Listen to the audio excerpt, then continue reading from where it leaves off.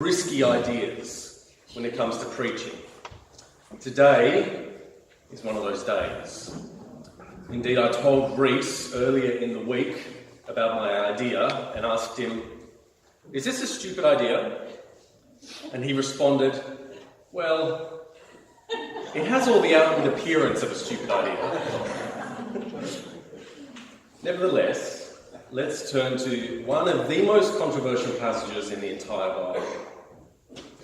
"Let every person be subject to the governing authorities, for there is no authority except from God, and those authorities that exist have been instituted by God." To which the tyrants down the ages cry, "Amen." To give a further clue to just how controversial this is, many church lectionaries seem to just exclude this from the Sunday readings, and they start from verse 8, which is the nice bit, which has love one another and so forth. So the Australian lectionary or Bible reading guide is a bit unusual in leaving it in. So just even taking it at face value, it shouldn't be a surprise that this text is controversial and is exquisitely positioned for exploitation and has been exploited. And at this point, it's reasonable to invoke something called Godwin's law. Have I ever talked to you about Godwin's law before? Have I? On a Sunday? Oh dear, I'm repeating myself. If you haven't heard of Godwin's law, but you do spend some time on the internet, you will have seen it in action. So Godwin's law is an assertion made originally in 1990 by an American attorney named Micah Godwin. And the saying, it's not a proper law, it's just a saying, goes like this: "As an online discussion grows longer, the probability of a comparison involving Nazis or Hitler approaches 1. So in other words, if any discussion draws on long enough, sooner or later, someone will compare someone or something to Hitler or Nazis." And it's applicable today because one of the things that Hitler did was nationalise the form of church, filled those churches with preachers sympathetic to his ideals, and they loved to preach on Romans 13. Because it would seem to suggest that because they were in power, they were instituted by God, and what they were doing was therefore right and had to be obeyed. But it's still used. It's still used like that. And the most recent example that I'm aware of is that of an Attorney General of the USA quoting this passage in defence of a policy separating thousands of children from their parents in the case of illegal immigration. So just think, you've got government officials telling mothers they're going to take their kids for a bath and they're not bringing them back. How's that for despising the little ones? The point is, the application of this, it's serious and it warrants careful attention and thought. It is inseparable from consideration of, arguably, one of the most volatile and contentious areas of Christian life, which is the relationship of the church to the civic governing body or bodies, whatever they may be, and the participation of Christians in public life. It is worth noting at this point, the fact that Paul doesn't mention Jesus in this passage or his execution by civil authorities, it's a surprise. It's a surprise. Also, very importantly, note that Paul only speaks of the duties of subject towards authority. He doesn't expand on what the duties of the authority are towards the subject. It's also the case that the first century was volatile in terms of Jewish-Roman relations, and that would culminate in the destruction of Jerusalem and the temple in the year 70, only a couple of decades after Paul was writing.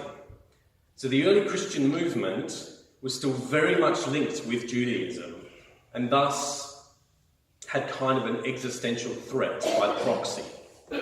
So, he might have been just writing this to keep the peace, knowing that a letter that he sent to a church in Rome may be intercepted by the Romans, and, he might want them to think, what a sensible bunch of people these Christians are, obeying the authorities.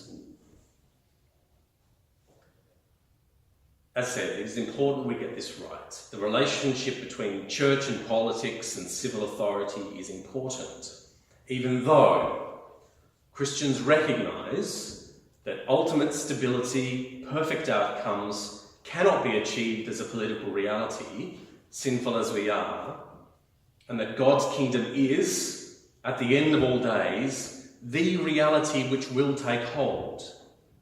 It's not a contender amongst other options. Christ was and is and will be king.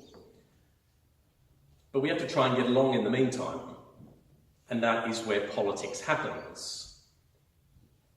That word, politics, it's got its origin in Greek, and it just means the affairs or concerns of the city. It means any activity which seeks to influence policy and governance, which is itself about group decision-making, negotiation of various kinds of power, and how resources are shared. Put very crudely, politics is about people's group life, and Christians are people. So Christians will be involved in, impacted by, and influence in turn, politics. I'm also taken with political theorists who basically define the state or civic authority as an overarching system of arbitration that is recognised mutually by smaller communities that are negotiating with each other and advocating for their own particular interests. So, in that sense, the governing authority provides boundaries above and between different communities, competing interests, providing systems for flourishing ideally, and holding authority to enforce and regulate points of debate and tension. Now, I know this is kind of dry preaching material in a way. Have a drink of water if you need. But the other thing is, it is the case that in the modern era, modern in the sense of the 18th century onwards, a secular claim started to be popular, that there should be a separation of church and state. Quite right. But that phrase is best understood in its historic context, which I can't cover now. But the way in which it is being used, that phrase, up until even very recent years and today, is quite problematic in my view. So I think, describing what the phrase can't mean is pretty helpful to just highlight the issues. Separating church and state surely cannot mean that Christians should not be allowed to vote.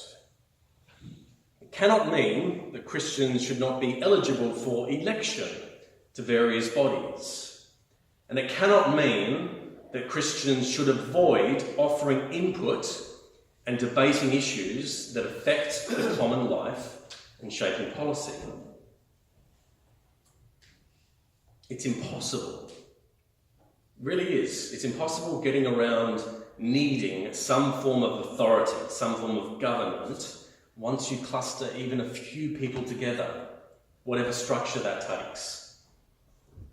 Democracy, as we have it, it's not perfect. And as Winston Churchill is sometimes attributed as saying, the best argument against democracy is a 5-minute conversation with the average voter. I get what he means.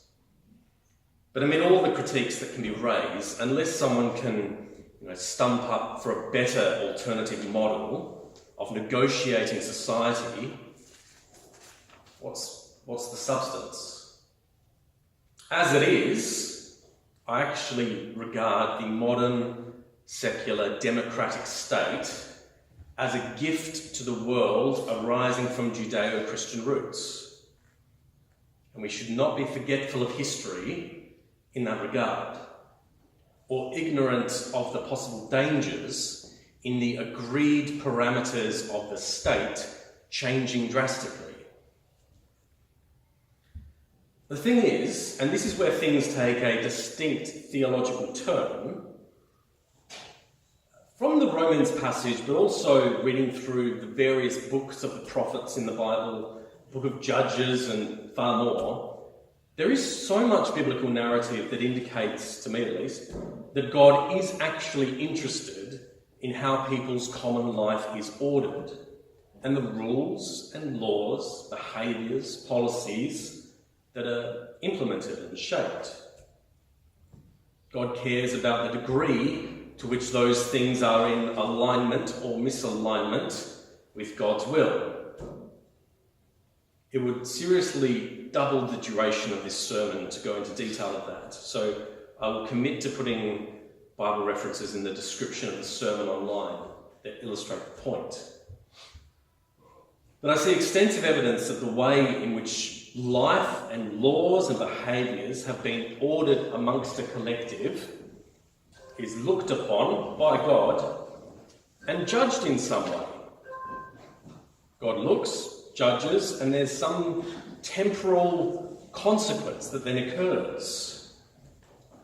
So, examples. These people have gone after other gods, they've sacrificed children to other gods, oppressed the poor, not been hospitable to strangers, various types of sexual exploitation, immorality, violence, corruption in the religious sphere, and as uncomfortably as it may sit with us, God looks and judges.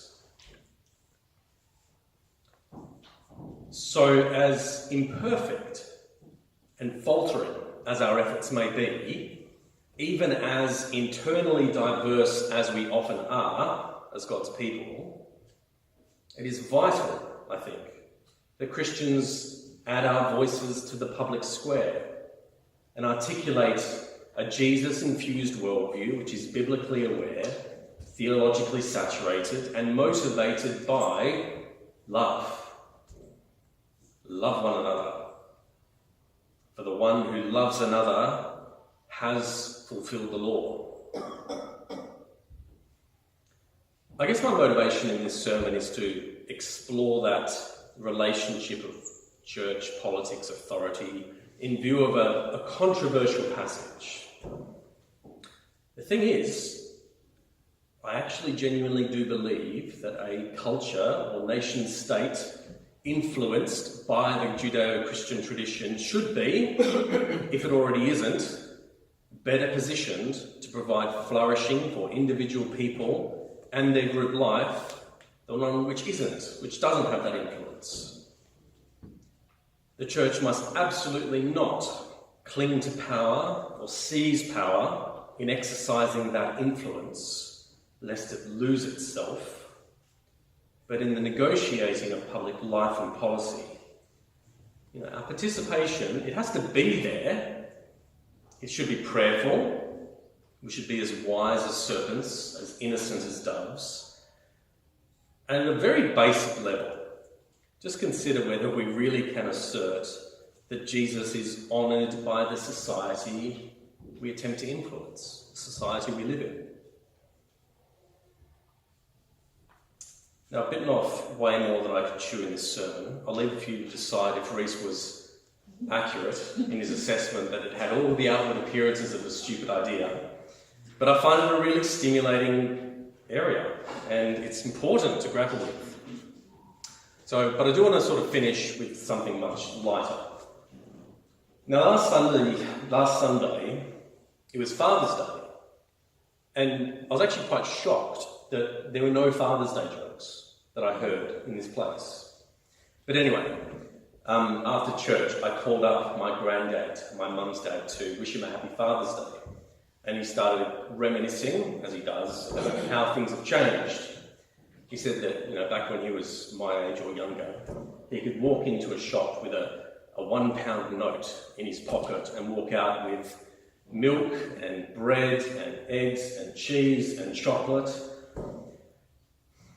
And he said to me, with such sadness in his voice, I just can't do that anymore.